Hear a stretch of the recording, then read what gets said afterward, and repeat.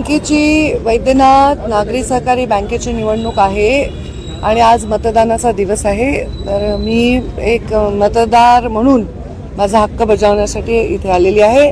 माझा पूर्ण परिवार, माझी आई प्रीतमताई, आम्ही सर्वांचं मतदान इथे असल्यामुळे आम्ही मतदानासाठी आलेलो आहोत. चांगलं शांत आणि सुरळीतपणे मतदान चालू आहे. मी प्रत्येक निवडणुकीकडे बरेच गांभीर्यानेच बघते आणि निकाल येईपर्यंत लोकशाहीने जे काही आम्हाला पायंडे पाडून दिले त्याप्रमाणे आम्ही शेवटपर्यंत मतदारापर्यंत पोहोचतोय, मतदारांना आवाहन करतोय आणि त्यांनी जास्तीत जास्त मतांनी आम्हाला निवडून द्या असं नम्रपणे सांगतोय.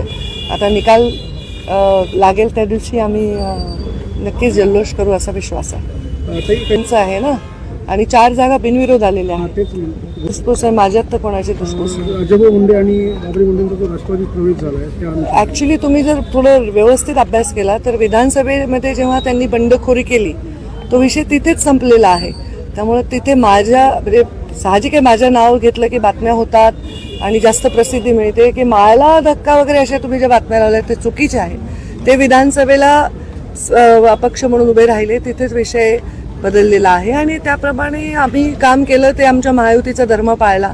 आम्ही ज्यांना निवडून आणलं त्यांच्याचकडे ते गेलेले आहेत. त्यामुळे माझ्या विषयात इथे कुठेही माझ्याशी धक्का वगैरे असा विषय असण्याचं काहीही कारण नाही. थँक्यू.